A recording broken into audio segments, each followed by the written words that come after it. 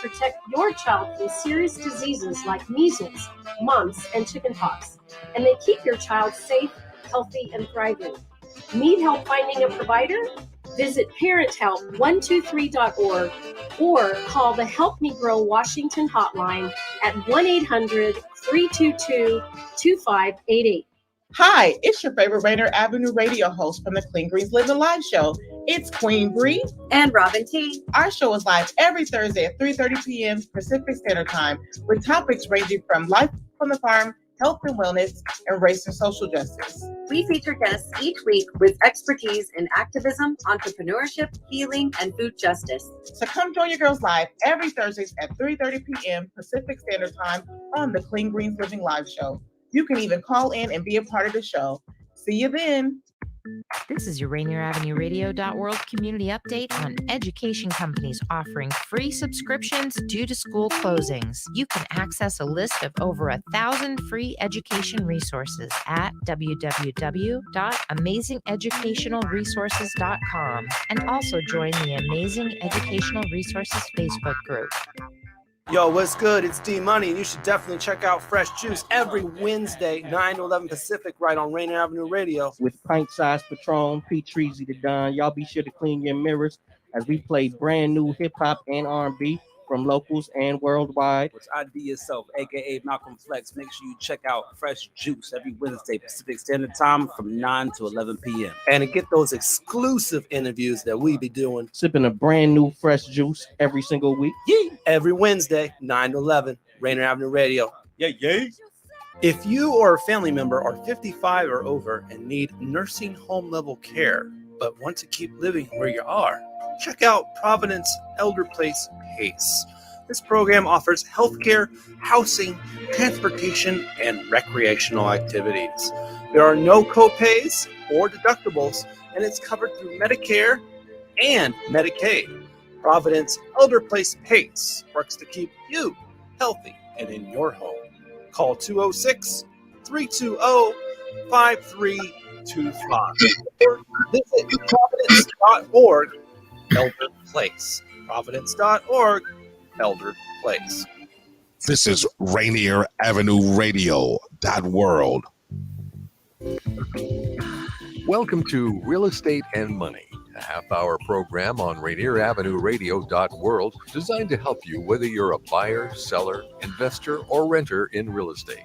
Your hosts are two local professionals who will escort you on your journey. Violeta Strash, who has years of media advertising and marketing experience and brings this extensive knowledge to John L. Scott Real Estate and all our clients. And Tina Lombard, who is a mortgage loan originator with Guaranteed Rate Affinity, with over 28 years of experience. And now here's Violeta and Tina. Hello. Hi. Can you hear me? My volume is we're happy. Here we go. Tell me, Daniel, I'm happy now. Okay. Okay. Oh, very good. Great. No echo. You look wonderful. Why am I in the dark? I don't know. But anyway, I can see Tina. That's all that matters because she's the beauty. I'm the beast. What? I think you're muted, Dee. No. Daniel? So, okay. So anyways, I am Tina Lombard. Can you guys hear me? Because I can't hear Violeta. You still can't hear me? Oh, Daniel says I'm fine. Oh, okay, here we go. Okay, Right. Great. So anyways, hope everybody had a great start to the year. And I am Tina Lombard. I am with Guaranteed Rate Affinity. And with me I have Violeta Strash with John L. Scott, Kent North. Yes, looking lovelier than ever. That's what you may have missed, or I don't know if you hear that. But Violeta, you look lovely. And, thank you.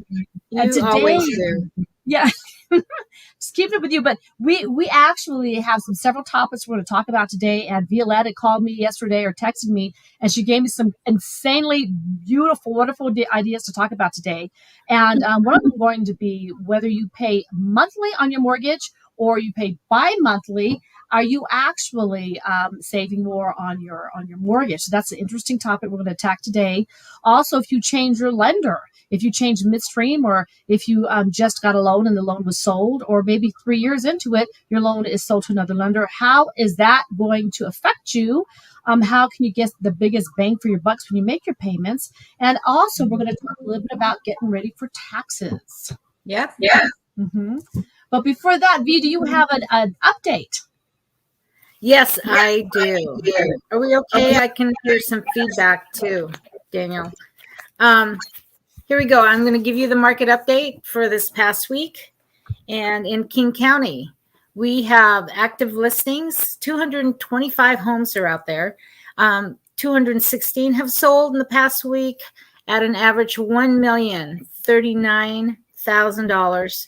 And last year at this time, $1,058,000. That's only a 2% increase. There aren't the double digits that we're used to seeing, right? And now I can't report January of this year yet, but January of 21 through the end of December, days on the market. These houses stay on the market for like 24 days last year. Now it's down to 17 days. So they're still going fast. That's like 7 days less than even last year. And the dollar per square foot of these new homes that you're buying from $408 a square foot to $478 a square foot. That's $70 a square foot more this year. Pierce County, we have 127 active homes and 148 homes sold from last week. That's $575,000 at an average price. And then last year it was $559,000. And you're looking at a 3% decrease. Again, King and Pierce showing numbers that are less than they were last year. Days on the market, 26 days last January to 17 days the end of December. And that's 9 days difference. Dollar per square foot, $237 last year, and $285, which is $48 more per square foot in Pierce County. Then last but not least, in Snohomish County, there are 94 homes out there that are looking for buyers. And sold inventory is 126 homes in the past week at an average price of $754,000. Last year was $737,000. That's 2% down. So all the way around, we're looking at slowly but surely, these prices are coming down. Maybe it's going to even out pretty soon. I know interest rates are going up slowly. And let's finish off with Snohomish County. Days on the market, 22 last January versus 14 at the end of the year. That's 8 days less. And then dollar per square foot, $287 last year versus $354. That's $67 a square foot more year to year. So there you have it. It's a market update for our 3 big counties here in Washington. Yeah. Still hot, still a good time to buy. Interest rates are still in the low 3s, right, Tina? Well, not as of today. Oh, as of today. Rates are surprise? normalizing. They're really starting to normalize. You know, if you do like Washington State down payment assistance programs, you're in the 4s, maybe even touching 5. Yeah. Oh If you are looking at FHA or what have you, they came up dramatically. Usually in January, interest rates do jump. They leaped actually these last couple of weeks. So if you were approved 2 weeks ago, that is not the same approval today. I was trying to lock a loan last Friday at 3.625, and now it's 3.875, and that's a government bond. Wow. So they're really jumping up, and that's the slowdown somewhat in the prices. There are a lot of less people out there because now they don't qualify for 800. Now they qualify for maybe 750. So a lot of people are regrouping. I have a lot of people right now who have looked for 3 months on end and could not find anything because of all of the competitors out there. So they just given up. And they're going to reboot in spring. And I've had 3 or 4 clients I've been trying to turn around to say, do not wait till spring because it's going to be even a larger crowd. Yeah. But That's what's going on. The rates have enormously jumped. They didn't inch up. They just they went all the way up. And so, you don't have that luxury right now. If you are looking for a house, do not wait until March, whatever, get jumping on it right now. Those rates are not going south. They're going north. So, and on the other, and is it my guess, right, Violeta, if houses are starting to, instead of spiking up, now they're starting to flatten out a little bit, is it better for sellers, if you want to sell, don't wait until August where you think it's going to be a lot more. It's starting to top off. So maybe get your house on the market now. Would that be right? Yeah, get your house on the market now, because by August, there are people who have children who need to be in a house before school starts. So let's take a look at getting this done by the end of the school year. And then you're free to do any vacations and all that traveling that you want to do during the summer, and then get into your house, right? You'll be in your house when school starts. So don't wait till summer. And it's very scientific. When rates go up, less people qualify. And if you had a boom like we did where the rates were like 2.5 and people were being qualified for large sums of money, and now that whole supply of buyers has weakened, then of course the value of the houses are going to go down, because you don't have 59 people making an offer on the house. Now you've got maybe 8. So instead of a house going from 700 and being sold at 800, it's going for 800 and maybe it's getting sold at 740. So, this right now is probably, the rates are higher. If you have been depleted or always have been competing with other lenders in the market, this is a very good time to make that offer and actually get that house. Yes, absolutely. So let's talk about getting in. You're into your home, right? Is there any more you wanted to say on that, or do we just? Well, yeah, I was saying, because some people are going, some people are saying, Tina, I was approved at 2.875 back in November, and now it's 3.5. Is there anything lower? And you say no, and they're like, well, I'm not going to buy. Well, I try to tell people right now, in a market where everything's appreciating, like Seattle, like Colorado, like San Francisco, where it's appreciating like that, who cares if the rate's 5%, 4%, 3%?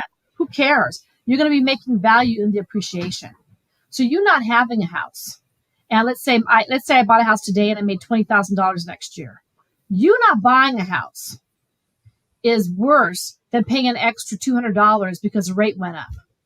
Okay, so if the rate went up by $200 because your rate was 2.75, now it's 3.5, you times that by 12, and that's $2,400. But if the appreciation of a house went up $20,000 and you don't get that house because you want to save $2,400, then who's on the losing side? So if you're in a market where everything is appreciating, don't get boggled down by rate, because there's plenty of people who are stepping out of your way so you can buy that house. So you're going to make more money in appreciation. Does that make sense? Yes, absolutely. Yeah. Okay. So let's just go ahead. Yeah. So, I bought my house 2 years ago, 4.75. What if I held out and I think my house appreciated almost $200,000, if not a little bit more? So if I was like, oh, I'm waiting for 3.1 to buy a house, I would have lost out on that $200,000 in appreciation. Plus, I'd be buying a house more expensive. So if you're in a place where the house is going down, I don't care what rate you're paying. You just shouldn't be investing in that. But you're in a market where things are appreciating still. Everything's going strong. The economy is great. Yes.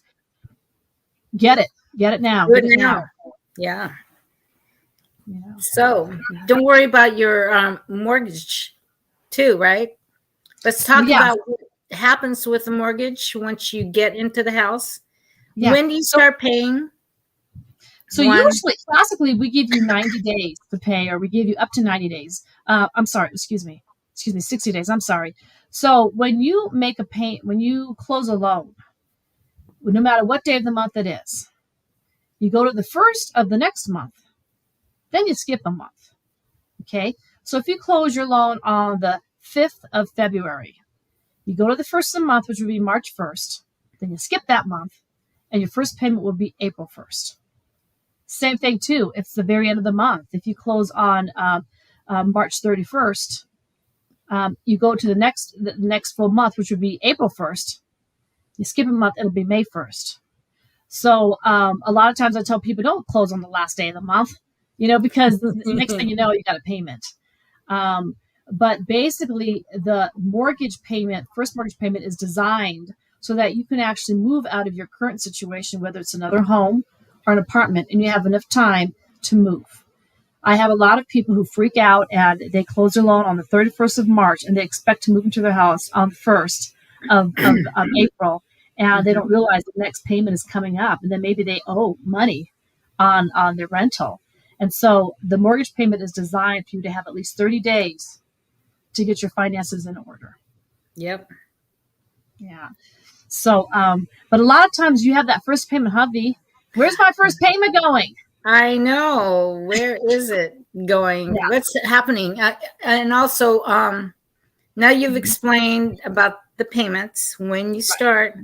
Now, is there a break? You touched on it a little bit at the beginning of the show. Should you pay once a month? Or I've seen some a piece of mail here that says a biweekly mortgage program. Is that something that we need to think about now, or should we go to the break first? Yeah, let's go ahead and do a break really quick. Yeah, it's a good time. Tune in to Real Estate and Money every Tuesday afternoon from 2:30 to 3 here on Rainier Avenue Radio.world. Join your hosts Violeta Strash with John L. Scott Kent North and Tina Lombard with Guaranteed Rate Affinity. They'll help you navigate the waters of our volatile real estate market and offer you some guidance on how to make your hard-earned money work to make your dreams come true. Learn about current trends, get tips on financial matters, and have fun, interactive discussions about your home inside and out. That's Real Estate and Money. Great. Okay. So the difference between, first of all, you want to identify what is the difference between bi-monthly and bi-weekly. Okay. So bi-monthly would be the 1st and the 15th. Okay. Yep. Bi-weekly would be every other week. Okay. So there are 26, there are 52 weeks in a year. You divide that by 2. There are 26 2-week periods. So if you actually do the bi-weekly, you're going to be making an extra payment on your mortgage. Because in March and in October, you have 5 weeks. Okay. So if you were given the bi-weekly option and you can afford it, it actually is going to pay your interest down and your mortgage down faster. It is a way of making your mortgage down faster. Now, if you do get paid every other week, a lot of people, their employers pay them every other week. It's a very good option to see if you can pay every other week on your mortgage. Okay, because you will make an extra payment, and sometimes that's equivalent, depending on your interest rate, to cutting your mortgage from 30 years down to maybe 22 or 19 years, depending on the interest rate. So it does eat away. So that's bi-weekly. Bi-monthly, sometimes people try to do bi-monthly on their own, and they end up with late pays. So I'm glad you brought that up, Fee.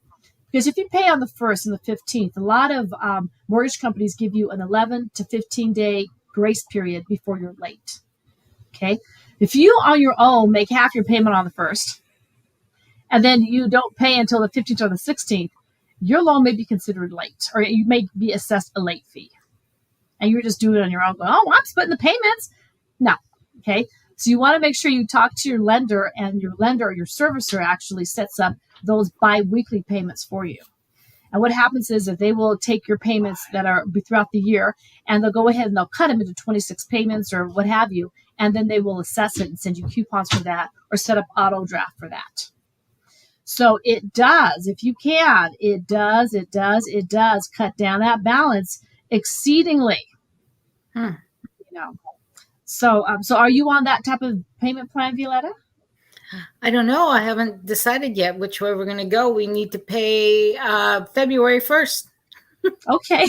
All right. Well, always make your first payment, because sometimes your payments need to, your service needs to settle. In other words, they need to have your loan, got the loan number, it's got the insurance, they have to make sure everything's correct.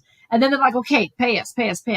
So once the loan is settled, usually your first payment, they give you a coupon when you go to closing. We give you a coupon for your first payment. Once you make that first payment, your loan is settled, we know where it's going, then you can call up the servicer and say, hey, I'm interested in saving more money. Can I do a bi-weekly? And see what it entails. And if you find out, yes, this is good for me, and Violeta, it is very good. If you can do every other week, by all means do it, because you don't even notice the payment going, but it's an extra payment a year. And is that better than the bi-monthly? Is that what you would recommend? So bi-monthly does nothing for you. Okay. I mean, talk to the lender. They may have a special program, but if you owe, let's say, $3,000 a month on your mortgage payment, you're just splitting it in half. Okay. Yeah. But if you do bi-weekly, you may be able to get an extra mortgage payment in there.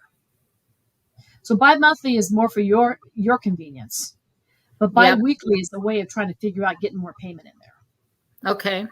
Okay. So you want bi-weekly. If you're trying to eat away at your interest, you want bi-weekly, not bi-monthly. All right. I'm going to look into that. We'll talk later. And you can always ask the lender to give you an amortization sheet as if you just did it monthly as original, or if you go bi-weekly. And the lender will be able to tell you, hey, this is the numbers for bi-weekly, this is numbers for monthly, then you choose. Okay. Great. But yes, I'm glad you brought that up, because that is a very, very easy way to do your to get an extra payment in and work down your interest. Right. So we're also going to be talking about changes with lenders. Yeah. Why does that happen? Well, so like, for instance, if you just did your loan as you did, the lender probably has already settled or changed or just settled. So now you're being serviced by your lender that's going to be there for quite some time. Sometimes banks merge. Okay. ABC Bank merges with 123 Bank, and now you have a new number. Okay. So the lenders have got to notify you by mail saying your loan has been sold to 123 Mortgage Company. Okay. And they have to give you a window in which they have notified you. And let's say that you have your payments on auto pay, or you were in the Bahamas and you sent a check from the Bahamas because you didn't get that notification letter. They have to give you a full month. They'll still receive your loan at that end, to the old company until you've been notified. So they give you ample amount of time. Okay. Okay, that's good. Yes. And sometimes people think, "Oh, am I bad? Why are they moving? Oh, this is such exactly. The company must be shoddy. That's why they're putting their money." Well, that's not really the case. The case is right now that most large sums of money are bundled and they're packaged and they're sold into the secondary market. Lenders don't have their own purse. 123 Mortgage, they don't carry around $10 billion a year. And when somebody wants a loan, they cut a check. That's never how it works. In most cases, and I can't speak for banks, in most cases, lenders actually get your loan and they price it up and they sell it to the servicer, and they make their money in that profit, in that difference right there. So that's how you get the money, especially if you want like $800,000 or $1.5 million.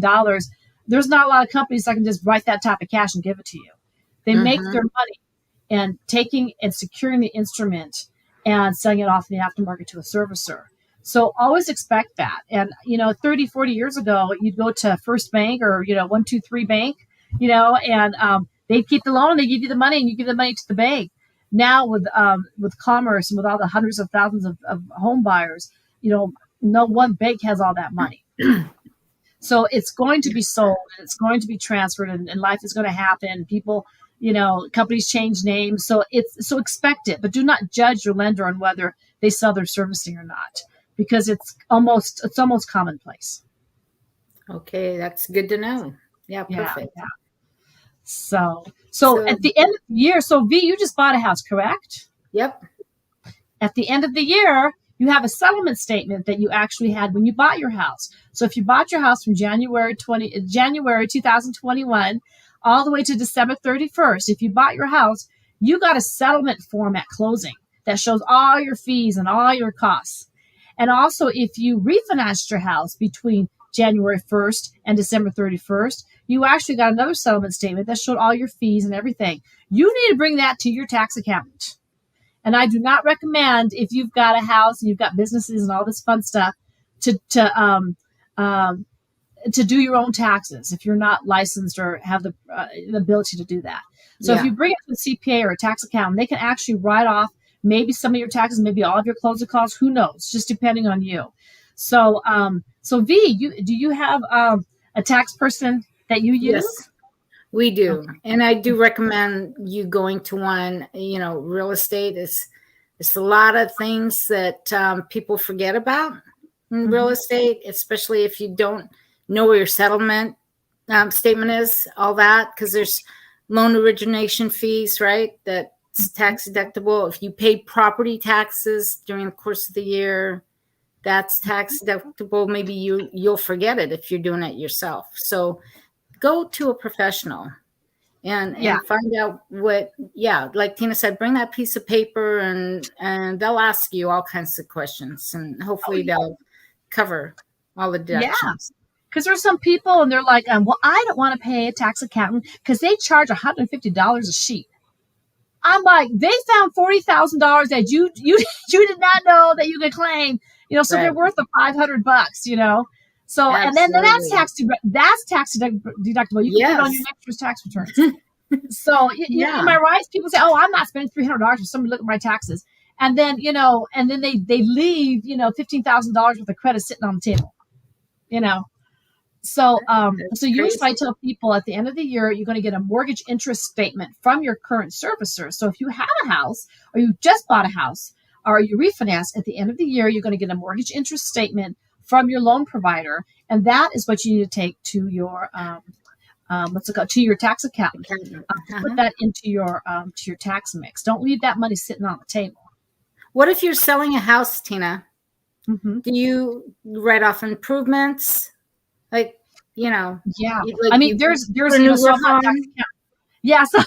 So I'm not tax accountant, so I can't legally say. If I weren't licensed as a mortgage person, I can say whatever. But so I can't legally say. But when you sell your house, also there's different things. A lot of times people have capital gains. If you sell your house, you have a profit of $300,000. There may be some tax ramifications. It may not be in your benefit, but there are still some things that you need to consider. If you have to repair your house before you sold it, or you had to take a loss. So whatever financial transaction happened, you need to take that to your tax accountant and see if there's an obligation that you had missed, or an obligation or a credit that you can get a return.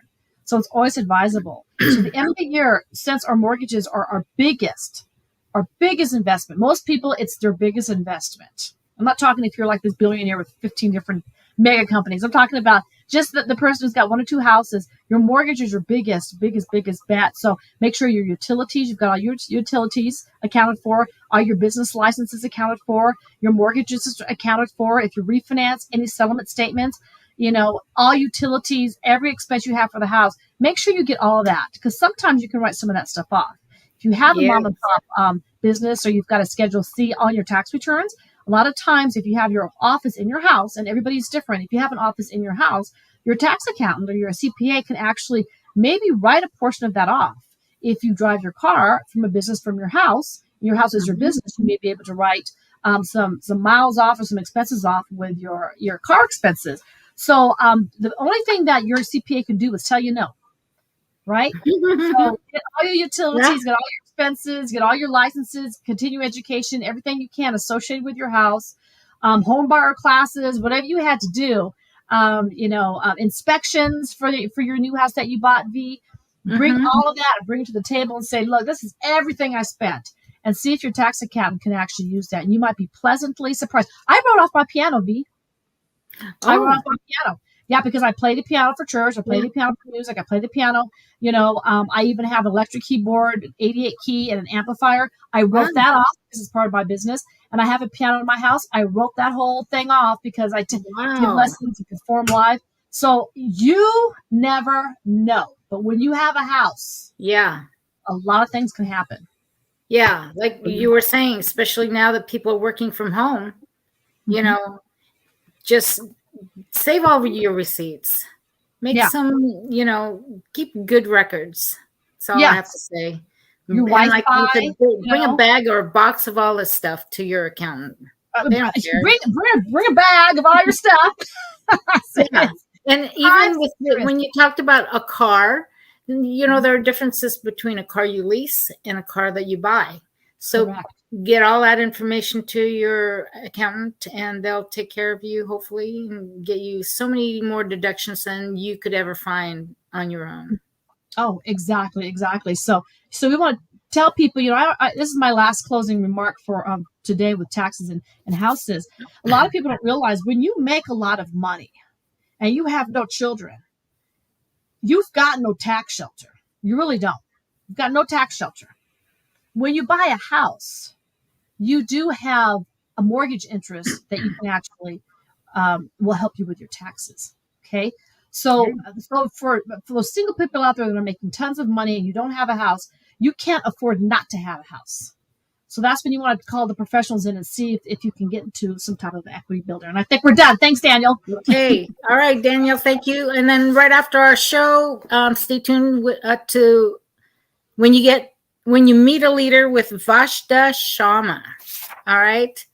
Okay. Thank you. We'll see you next week, 2:30 on Tuesday. Bye-bye. You've been listening to Real Estate and Money with your hosts, Violeta Strash and Tina Lombard. For more information, call 206-717-4490. That's 206-717-4490. Go to the Rainier Avenue Radio.world website to find the Real Estate and Money schedule, or tune in to our live show every Tuesday afternoon from 2:30 to 3. We will help you find your dream home.